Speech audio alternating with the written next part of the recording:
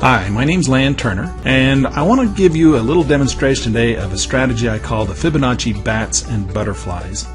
Now, the reason we call it the Fibonacci Bats and Butterflies is because these are the patterns that are created in the markets that we use to create our setups and our triggers. Now, I've created a nice little slideshow presentation just to kind of introduce the concept to you. And then once we've gone through this little quick sideshow or this little presentation, this little slideshow, I want to go through and use the real software and take a look at the software. We're going to go through and play with it a little bit, and I'm going to show you how to use this tool. So if we switch over here to the computer, you'll see the little slideshow, and this is the first slide I have for you. It's the Fibonacci Bats and Butterflies. Again, my name's Lan Turner, and of course we always need to start off with our risk disclosure indicating that there is a chance of losing money when trading the commodities market. So the next thing is that the Fibonacci Bats and Butterflies is a pattern recognition of triggers and traps, and so I want to go through and I want to talk to you about that and show you this strategy. It's a wonderful little strategy that helps us identify some of these previously reoccurring price patterns and use them as extensions of what happens next. I guess is the rest of the story is the way you could look at it. So they're basically extensions of other popular trading patterns. Such as the head and shoulders formation, the 1, 2, 3 ABC formation, the Elliott Wave patterns, and they are all extended through the Fibonacci and Elliott Wave tools. So we're going to take these tools and we're going to make a combination of them, and I'm going to show you how to do the rest of the story. If you're not familiar with any of these additional tools, such as the head and shoulders, the 1, 2, 3 formations, or the Elliott Wave patterns, or the Fibonacci, this is my email address, lhturner@geckosoftware.com. Just send me an email. This is my personal email address, so go ahead, send me an email, and I'll send you a video or two and a cheat sheet on how to get up to speed on the head and shoulders formations, 1, 2, 3s, these reoccurring price patterns. That's in case you don't already have an understanding, because I'm not going to go into those patterns in this video. It's beyond the scope of this, and I'm going to assume you already know them. So if you don't, you need to write to me and get that additional educational material, and I can send it over to you. And the first thing we need to know and understand is the markets move in waves, uptrends, downtrends, and sideways trends. Now, this is, of course, obviously an uptrend. We have higher highs and higher lows. This is obviously a downtrend. We have lower highs and lower lows. And this is a sideways market with neither a defining uptrend or downtrend. Now, it's oftentimes said that markets are in a sideways trend 80% of the time, and only in trending markets up and down 20% of the time. So oftentimes there are more opportunities in a sideways market than there are looking for an up or down trend. And so this is where we want to address some of these issues and look at how we can make some money based on these different theories. Now, the Elliott Wave is a way of counting the market. Now, you might have heard of Elliott Wave. If you haven't, here's my email address one more time. Send me an email. Say, I don't know anything about Elliott Wave. Please send me your video and your cheat sheet on Elliott Wave, and I will send you a little bit more information on how to get started in Elliott Wave. Again, beyond the scope of this lesson, I expect you to already know this to take advantage of what we're going to learn here today. The next thing is the Fibonacci. Now, Fibonacci was designed to measure the waves. So we have Fibonacci and Elliott Wave that work in combination one with the other. One is to count the waves, one is to measure the waves. And that's what we do with Fibonacci. There again, if you don't have my email address, it's lhturner@geckosoftware.com, and you don't know anything about Fibonacci, send me an email and say, please send me the Fibonacci information so I can get up to speed on that. So what is a bat and how do I trade it? A bat is basically a formation. It's a changeover in direction of market. So oftentimes you'll be seeing these different types of patterns, and you'll see the previous, or what I mentioned before, the head and shoulders formation, the 1, 2, 3 formations. This here is a 1, 2, 3 bottom formation where we have a low, a pullback, another low that didn't break the previous low and then began to rise once again. So you might see this as a 1, 2, 3 bottom formation or an ABC bottom formation. This is very common, very popular. We also look at this might be a head and shoulders formation. You might notice this or recognize this as a left shoulder, a head, a right shoulder. This is the neckline. Of course, a break above the neckline is a trigger to get into the market and to anticipate a rise in price. So what is a bat and how do I trade it? Well, a bat formation is basically these different types of formations, whether they're in an uptrend, downtrend, or sideways market. And what we do is we measure them. And we're going to measure the different projections and retracements based on the counts of the Elliott Wave and the movement of the market through the Fibonacci retracement. So again, we're going to count and we're going to measure. So it's a count and measure process. But I'm going to show you how the software is going to do this for you. It's a computer, right? We shouldn't have to count and measure ourselves. Just tell the computer to do it for us. And so that's what we're going to talk about. So here's another bat formation. You'll notice that it's a topping formation. The other one is a bottoming formation. But again, you can see the high point, the pullback, the rally, and the drop again.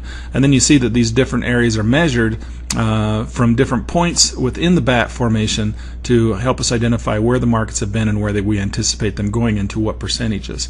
And so this is where we get our what we call our swag, or our scientific wild ass guess as to where these markets are going to go. We don't just want to have a wild ass guess. We want to be scientific about our wild ass guesses. All right, so nobody knows where the market's going to be.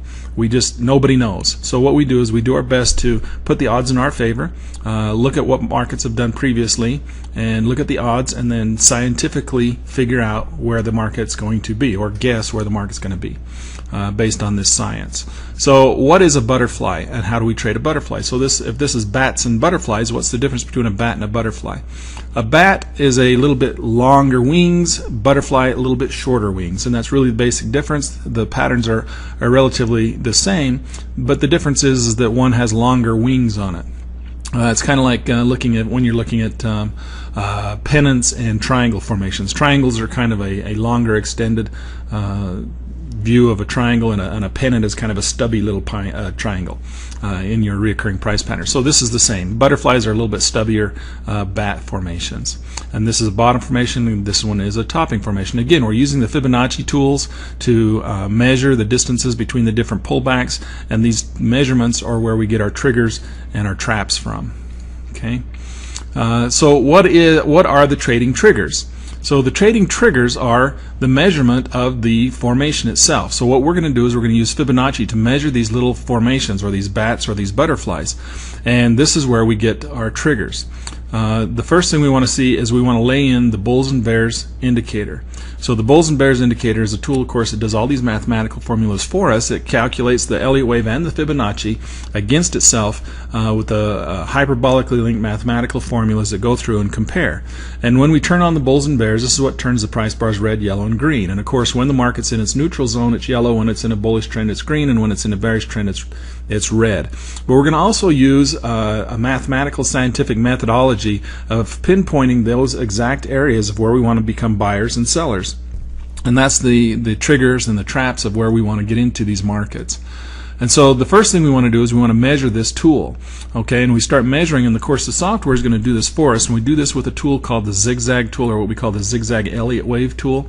It's a count and a measuring tool, and we're going to go through and do some manual examples of this, and then we'll come back and we'll let the computer do it for us, and we'll show you how the computer can do this for us to get us our triggers.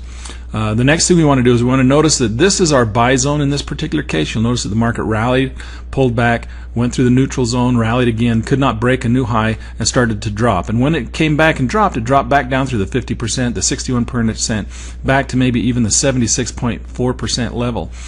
These are your buy zones, and it depends on how aggressive you want to be in this market, but this is where we're going to be buyers of this market, because we're going to anticipate a rally out of this pullback. And so this particular situation, we can be a buyer at 61.8 and put in a limit order to take the market, get into the market on a buy limit at 61.8. That would be our trigger to get into the market. Now, of course, the problem with that is that we have a stop loss that we want to put back here behind 100%. This 100% level is where we want to put our stop. So that would be our risk zone. And this is where we have where we take our losses if we're wrong. Now, the 76.4% level is also an additional place that we could get into the market. We could put a limit order to get in at 76.4. Now, the problem with getting in at 76.4 as opposed to 61.8 is that you're going to have less opportunities to get into the market. The market may pull back and come to 61.8, but may not come back to 76.4, because we know that 61.8 is where the market pulls back to more often than any other number, right? It pulls back here more often, so we have more opportunities to get in the market. Of course, it's getting into the market a little bit earlier. If you get in earlier, you're taking a bigger risk, because the risk zone is down here to 100%. And then waiting for the market to come back to 76.4% to get into the market, obviously we may miss the opportunity to get in. So the market may take off without us and we may not get into the market. But of course, by getting in at 76.4, our risk versus reward ratio is smaller. We're taking a smaller risk.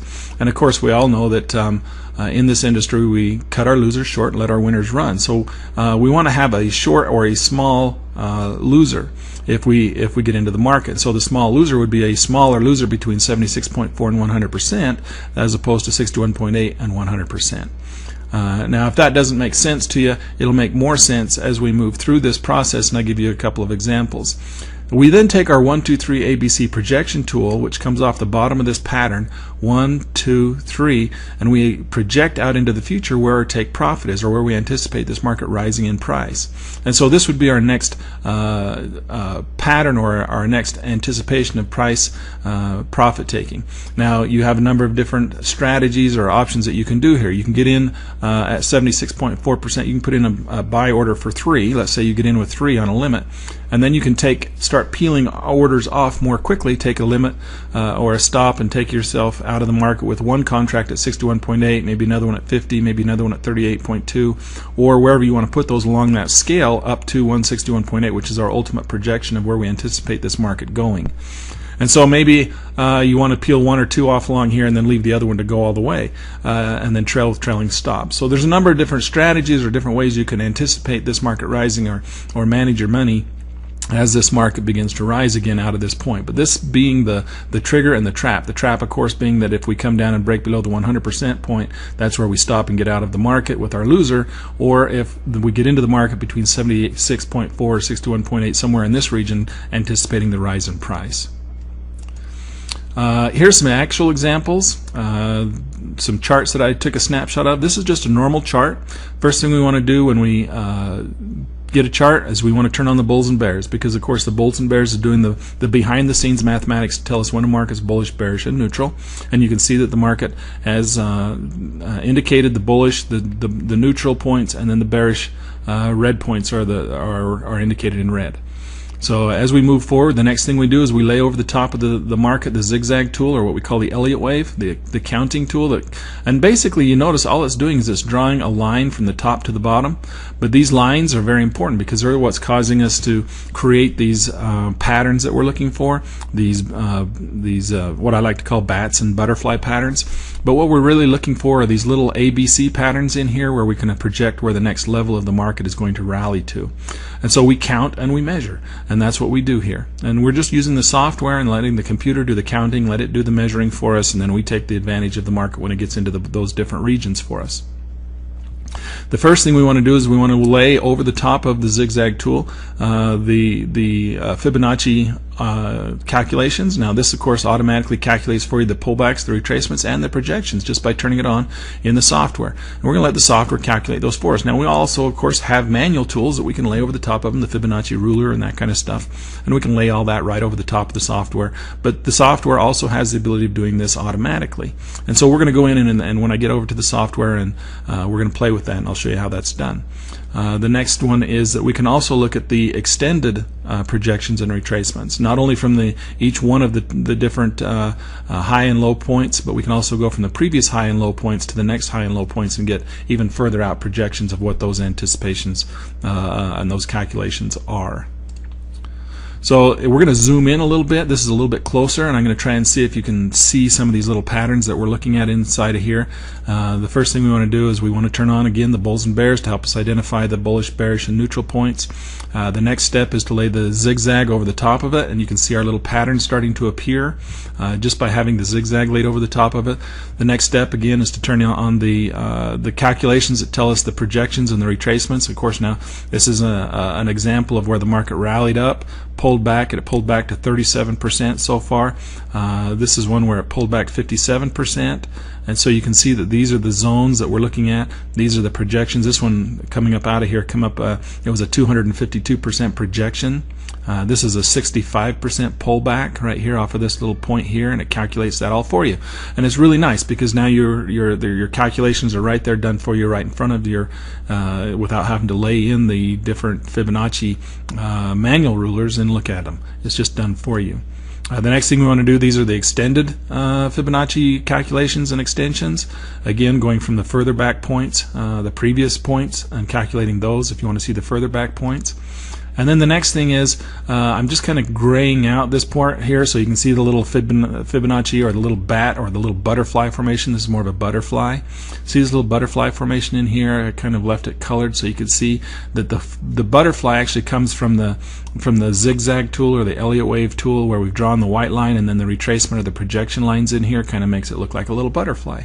And so that's how we get the butterfly pattern. And then of course the projection comes off of where we anticipate this thing dropping in price, how far back we anticipate it to drop based on the Fibonacci and zigzag, and then where we project it to.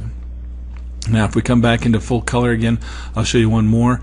This is backing it up into time and seeing that what we do is we come down here, the market came up to this rally point, it pulled back, it came back to 57%, it pulled back up again, could not break the new high, created a number 2 point on this one, came back to number 3. This is a 1, 2, 3, and you'll notice this is a different location than what you might be used to seeing. A 1, 2, 3, you'd be seeing the 1, 2, 3 going off the top, right? 1, 2, 3 projecting lower, but that one's already completed. So now we're looking for the anticipation of the rise in price to get the second wing, or that next wing of the butterfly formation. So this is what we're looking for, is we're looking to create the wing off of this butterfly. And so markets just kind of move in waves, right? They kind of go in patterns, up and down, up and down, up and down. And all that we're going to do is we're going to calculate and measure those patterns. And then this little tool here that we lay over the top of it will project the next wing of the butterfly. And as that market moves forward, you can see that this is the pattern. You'll notice that we come back with a little bit further one back. This is the bat wing back here, and it's coming up. And it's, of course, I left it in color, and I kind of grayed out everything else, so it kind of makes it a little bit more obvious for you what we're looking at. And this is the pattern that we're looking at, and then we're going to anticipate a rise in price based on this projection. And now as the market comes back in, we're going to go and move the market forward, and you can see as the market came back, hit that 1, 2, 3 formation based on this little butterfly formation. We can see that this market is rallying up through the different Fibonacci projection levels. Now, once we get up here, the market has made a 149% projection, or off of this little pattern here, the 1, 2, 3 formation, 112%. There's a difference in there because we're measuring from different areas, but it's just two ways of looking at the same thing, from this 1 point or from this 2 point over here. So from this one, that's where you're getting your 112%. See, we're calculating 1, 2, 3, and then we're anticipating a drop in price, so we get 112 off of this one, 112 here. This is 149 projection off of here. So once we've made this 110, 112 projection level, we start anticipating the market dropping in price, right? So if it doesn't drop as we anticipate and makes a new high, we just recalculate, move our projection levels up, and make these move our tools back to the new high. So now we have 1, 2, 3, and we're looking for a drop in price. And as the market drops in price down past these levels, this is where we'll look for an anticipation of getting into the market and taking our profits. So as the market moves forward, this is, as you can see, drops down through these Fibonacci levels all the way to 61.8, right where we anticipate it. And you can see that again the projections are all calculated out for you, 53%, and the projections in here 119.8%. This is the end of the slideshow presentation. Now I've gone through this quite fast, and the reason I've done that is because I just want to give you a quick demonstration of the concept. Now what we're going to do is we're going to flip over to the software. I want to flip over to the software and show you the actual software, the actual track and trade. We're going to go through and analyze a couple charts. We're going to do it in real time. We're going to kind of move the chart forward and see where these different projection levels come in and where we'd get into the market. And so I want to say this is the end of the slideshow presentation. Let's now move on to the actual software presentation. Okay, now here we are over in the track and trade software. This is Track and Trade Live Futures, and what I want to do is I want to flip over and just kind of set the chart up. Now this is just the S&P. It's on a daily chart. Now the great thing about this strategy is that it works well on every single time frame. It works well on the daily chart. It works well on a 5-minute chart. It even works well on range charts. And so I'm going to show you initially on the daily chart, and then we're going to go down to a 30-minute, a 15-minute. I'm going to even take it down to a 1-minute chart and show you that you can trade this strategy even off of a 1-minute chart. If you're like me, you don't. I don't know if you're like me. You're kind of an A-type personality, and it's usually that's the type of people that this type of trading draws into it. So you probably like to do the 1-minute, 5-minute chart type thing, and it's a lot of fun, and I enjoy it. And I'm going to show you how to do that down on the smaller time frames. But let's start off with the daily chart, and then we'll move down to a smaller time frame. But this is the first chart. So this is just a normal chart laying out there, nothing special. So the first thing we want to do is, as we did in our slideshow demonstration, is we want to come in and turn on our overlays. The first overlay we want is the bulls and bears. Now the bulls and bears is extremely important. The reason I like to always have it on is because, again, it's doing the mathematical calculations based on Fibonacci and Elliott Wave projections, retracements, and the neutral zone. So we want to look at where those are always at, and we want to keep those in mind. So those are always kind of like the background of everything we do, is the bulls and bears. Now the second thing I want to do is I want to come in, and I'm going to turn on down here in the bottom window, and I've been using the RSI lately. It's kind of a nice little tool, and I'm going to show you my RSI settings. And I set the RSI to a very small time frame, a time frame of 3, and I turn on both thresholds, and I have one at 90 and one at 10. Now we have to remember what the RSI was designed for. Again, it's beyond the scope of this video. I'm not going to go into the great depths of RSI, stochastics, and MACD, and those different types of indicators and the different rules and tools and used for the different purposes. But this tool is not meant to be a swing trading tool. It's designed to help us identify tops and bottoms of these little bats and butterfly formations. And so you have to look at them with your RSI goggles on. And so this is going to help us identify where tops and bottoms of different formations are. But we only want to use them in combination with our other tools, right? I mean, we don't want to rely on any of one of these tools individually. So the next thing we want to do, I've turned that on. Now the next thing, one of my favorite tools and the key to this strategy is our overlay called the Elliott Wave, or the zigzag Elliott Wave. Now this zigzag Elliott Wave is the tool that's going to create these different patterns for us. Now before I turn that on, let me go turn that back off. What it does is it comes through and it very simply just does nothing more than just draws a line through the different highs and lows of the market. Now you can do this manually, right, depending on where you want to go, where you think these lines should be. You can just draw a manual tool in there. So that's the zigzag, right? And then of course we can come in here and we can draw tools or draw our lines indicating where these things are hooking up, like this, okay, and where the measurement tools are, like this. But the difference is that the tool that does it for us does the calculations. It does it mathematically and tells us the mathematical calculations. Now we can do this with the Fibonacci ruler as well.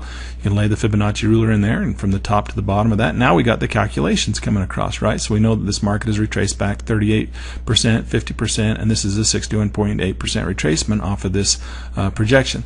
So what we're doing is we're doing a lot of the same things that we've learned in the past, but we're just learning how to maximize that profit potential on there, and learning how to use these other tools to help us make these trading decisions. So I'm going to get rid of these, and I'm going to turn on the automated tool. Again, that's the zigzag. So we're going to come in here, overlay the zigzag Elliott Wave, and notice that it laid in there almost exactly the same place as we put those other lines, right?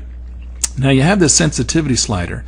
Now the sensitivity slider, depending on whether you're on a 5-minute chart, a 1-minute chart, a daily chart, weekly, monthly, whatever, is going to determine how high this upper number is. I always leave this number on 0, okay? But this upper number changes depending on which market you're in. So we're on a daily market, on a daily chart, and so I've got it clear up here to 8. If we go down to a 1-minute or a 5-minute, I'll turn that down to a 2. I always show my retracements, show my percentages, and show my retracements. I like to have them calculated as a percentage as opposed to the non-percentage, and so I just turn that on. And I don't generally turn on the alternate retracements, but we can turn those on, and if I do, I'll only turn on one. But those are the alternate retracements. It tells us the further out the projections and the retracement mathematical calculations from further back. And I think those oftentimes are unnecessary, so I'll just turn those off, and I only turn them on a few occasions. So this is my default, and I leave this on. And the buy-sell signals, I generally leave those off. And I use the RSI and the bulls and bears signals to help me if I'm going to look at arrows. But this is the calculations that I'm using to help me identify these projection levels. Now you can see that here this is the nice little projection that we used before, and it comes back and it pulled back to 49%. And that's the same thing we would get if we use the Fibonacci ruler. Again, Fibonacci ruler comes back and it calculates that number for us, almost right back to the 50% level, but it was actually 49%. So this is all calculated for us. Now if we go over to the zigzag once again, we can change the mathematics on this by determining the sensitivity that we want. Okay, the sensitivity of course being where do we want this thing to calculate. Now I like to move it, and this is a visual thing. You have to look at it. You can't well, I don't want to say you can't have the computer tell you, because you can. There is a way of doing that, and there's kind of a little shortcut of going in and having the autopilot. If you have the autopilot, you can actually go in and have the autopilot. If you have the zigzag arrows turned on, let's display those. This is a little sidebar. You can come in and you can actually have the autopilot Q-calc these for you and tell you where the best settings are. But I forego that most of the time because I like to just do this manually. This is one step that I don't want the computer to help me with, or don't necessarily want the computer to help me with. Sometimes I'll do that. But I like to come in and I like to look at it visually, and I turn those back off, and I like to see where those patterns are. And see, this is too tight of a pattern for me, so I loosen it up, and I can use my arrow keys just to slide that out to where I want it and see where those different patterns are. And this is where, I'll get it right to the edge where these patterns are, and this is where you can see these little 1, 2, 3 A, B, C top formations. This is your Elliott Wave. This is the nice little butterfly formation. We're looking for a pullback here. So if this market doesn't continue higher, this line right here, this is part of the zigzag, the Elliott Wave tool. This is the calculation line, that it will not draw a new, establish a new, indicate that this is a new line coming down until the market falls below this point here. And so that's what that calculation is. And so now this is where we're looking for this market to rise in price until we get up to that retracement level that we're looking for, right? Up to the retracement level of an anticipation of a drop. So we're going to come in here with our 1, 2, 3 projection tool. I'm going to lay it right in here, 1, and I'm going to bring it to this point, 2, 3. And that's the calculation for this projection on the downside. Now notice I skipped this little part right in here. I didn't use this as part of the calculation. That's because I'm going from this A point. This is my little butterfly point. That's how I know this is where we're going to go to, this little second point. That's why I chose it. And then this is if it doesn't have this little bounce in here, then it's not a butterfly, right? And we throw it out and we look for a different pattern or a different opportunity. But we're looking specifically for this pattern. So this is the little butterfly pattern. It comes back up. Once the wing starts to match, we get what we call a double top in here. This is where we anticipate a fall in price. Okay, in this example, I'm down on a 5-minute chart. Now this is perfect. This is beautiful right here. This is the best example I could show you of what we're trying to accomplish. Now look at how this market has come down. We've got our CCI indicator turned on, and I showed you earlier my favorite settings for the CCI. Notice how it peaked out right at the peak. The market then came down, and of course the CCI tries to show you highs and lows, and it does that through an oscillating indicator down here. But down here, this is where we finally peaked out with the zigzag or the Elliott Wave. Notice we got the little pop, just like we're looking for, like the little body of the butterfly. But this is obviously a bat. Look how long his wing is. Okay, goes all the way up, all the way down. It's kind of a long formation. That's the one I would call a bat. So now we're looking for this bat formation to continue higher. Now where do we anticipate it going to? That's the key. That's where we want to go, and it's based off of this other wing of the bat. We want this to be kind of a symmetrical wing, and this is building, and it's going to build, and as this market rises in price, we want it to get up to a specific level right off of this other previous bat wing. And so that's what's so key. What happens here is that the market, when we look at it from a micro standpoint or a smaller standpoint, what we see is we see a 1, 2, 3 bottom formation, and we don't usually pay much attention to what happened before, or a head and shoulders formation come in here, and we don't really pay much attention to the previous long market. But that previous long market is where we get all of our volume, our previous price levels, and our common numbers, our common levels of support and resistance. And so we need to take that into account, and that's what the bat wing does, as opposed to just a 1, 2, 3 bottom formation or a head and shoulders formation. So we've taken into more information, more key information in here. So we're going to take this nice little pattern, we're going to come down here, and we're going to project one more time off of this pattern where we anticipate this market going to. Now as we come up, we're going to look for an anticipation. Now again, remember, if I were to lay the Fibonacci ruler in here, we would be looking for a 61.8 or somewhere right around 62%, right? 61.8% level is where we'd anticipate this market coming to. So, and then we would see an additional drop, and it's that drop that we want to take advantage of. Now if we come in here, the better place is the 70. If I right click on here, we can see the Fibonacci lines is the 78.6 or 74.6% level. 78.6 would be a better place, right? That's because it's going to reduce our risk. So as this market comes down, we get our little bump like this. We take our measurement tool, we measure up, anticipate where it's going to go to. We're going to anticipate a 61% retracement, so this market's going to rally up to 61.8. That's where we want to be a buyer. Now, if the market gets to that point, that's a good place for us to put in a limit order and go short the market. Now, the better place would be 78.6%, right? Because we're going to put our stop up here around the 100% level. So this is an example of where that would happen. So this is how we would do this. We're going to come in here and we're going to say, okay, we're going to anticipate right around 62% is where we're going to anticipate this market coming to. So I'm going to place my limit order right here at 62%. And I'm going to short 3. Now I could also wait a little bit longer if I wanted to, and I could say, well, I'm going to wait until the market gets up to that 76% level. And again, that's going to be your choice. You as the trader have to make that decision. I'm going to grab this tool here and come up to the 76% level, and that may be where you'd rather be at. You'd rather be at the 76% level. Now again, the reason you want to be at 76 is because your risk versus reward ratio would be less, because you're going to put your risk versus reward ratio up here to the 100% level, right above here. So you're going to risk $134 because, and that makes it a lot more easier for us to trade. When we're trading down on a 5-minute chart, we're not risking and playing with nearly as much money as we are out on a daily chart. And that's why we trade intraday charts, because we're not taking as bigger risks. Okay, the patterns are the same, the market's the same. It doesn't take as long for the markets to do what it is that they're doing. They feed guys like me who have A-type personalities who have a really hard time waiting for the markets to trade. I can trade on a smaller time frame, do the same different patterns, the same different strategies, and receive the same types of results just with a smaller amount of money. So I'm not taking nearly the risk. And then we can come in here and take a smaller risk versus reward ratio, and our profits of course are going to be less as well, but we're taking a smaller risk. It makes it easier on a smaller account. So I like to trade down on a 5-minute chart and do this type of trading as well. So we're going to come in here, we're looking at this little bat wing coming down, we're anticipating this market coming up, and we can lay our Fibonacci ruler back in there to see where this is at. And right at the 61.8 I have a limit order to go short, or I could wait for it to come to the 76% level. But remember, it's going to come to the 61% level more often than the 76% level. So if I'm worried about missing a trade, I'm going to want to come in at the 61, but realize I may have some drawdown before it comes down. So this is a decision that you have to make on whether you want to wait for the market to rally up to the 76% level or to the 61.8% level. Now another strategy would be to wait for it, and we can come in here and we can delete this order and wait for it to come up more closer towards that 76% level.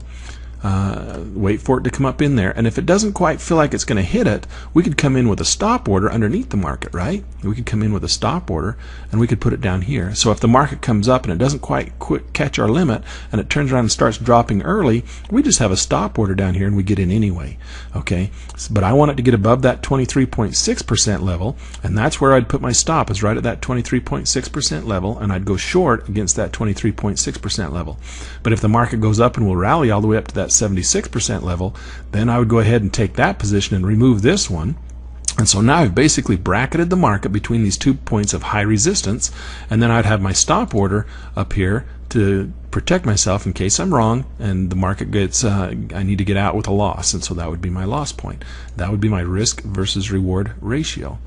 And so this is the market that we can just let play forward and see how this goes.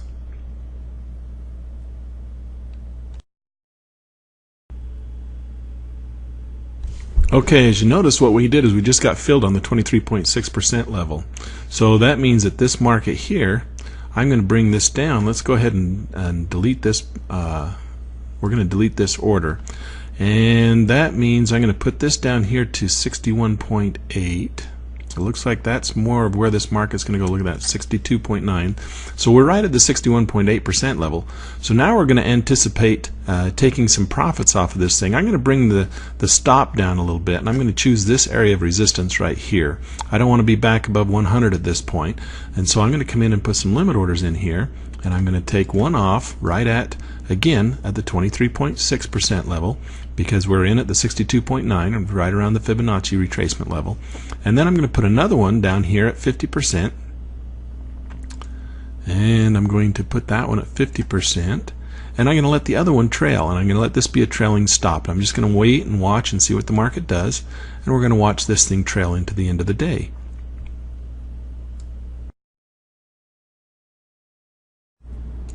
Now at this point, I've moved my stop down, and the reason I've done that is because with this bar, I've decided that this market needs to either continue its drop, or if it comes up, I want to get stopped out and look for another retracement, another entry point up a little higher. I'm not going to allow much of a drawdown at this point. I want to see the market continue to drop. If it does go up, I'll get out and then take my loss, my small loss, and then I'll look for another entry point up higher, and then we'll look for the next drop. So at this point, that's my decision making, and that's the thought I've had. Brought my stop down to reduce my risk, cut my loser short, little small loser, and let my winner run, and I'm going to let that winner run.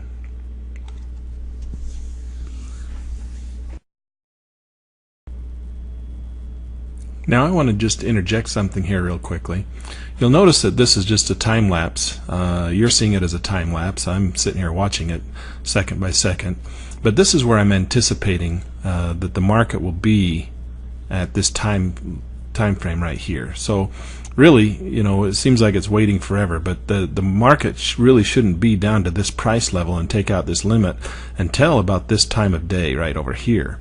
So we've got a little bit of time. Each one of these bars is 5 minutes, so I'm not really anticipating it being at this level till about this price level. So if it goes sideways a little bit here for a while, that's kind of anticipated. And then also the next level is right here. I don't really anticipate the market being down to this second level. It's going to work its way down throughout the day and be over to here. And so again, the 61.8% level, I'm not really anticipating it being to this level down here until out into this time of the day this afternoon. Okay, we took out our first limit, and now what we need to do is we need to think about how we're going to manage our risk at this point. At this point, I'm going to come in and I'm going to take this stop. And notice how this stop has 3 on it.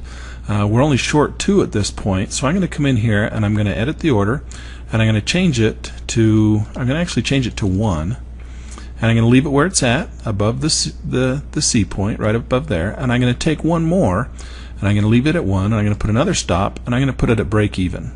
So if this market comes back to break even, we're going to stop out at break even and take our losses, or at least remove one off the table, and we'll leave this one up here for now. Let's see where this market goes and see if we can get a little bit of an area of support or resistance in here, somewhere that we can anticipate moving our stop down to, and that would be good for us. So we've locked in a little bit of profit on one of these.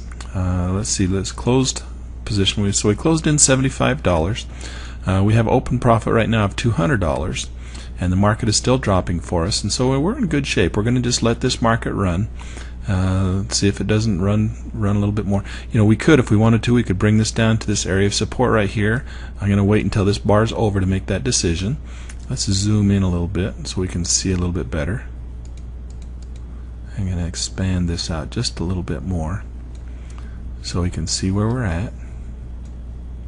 And now our next target is down here at the 50% level.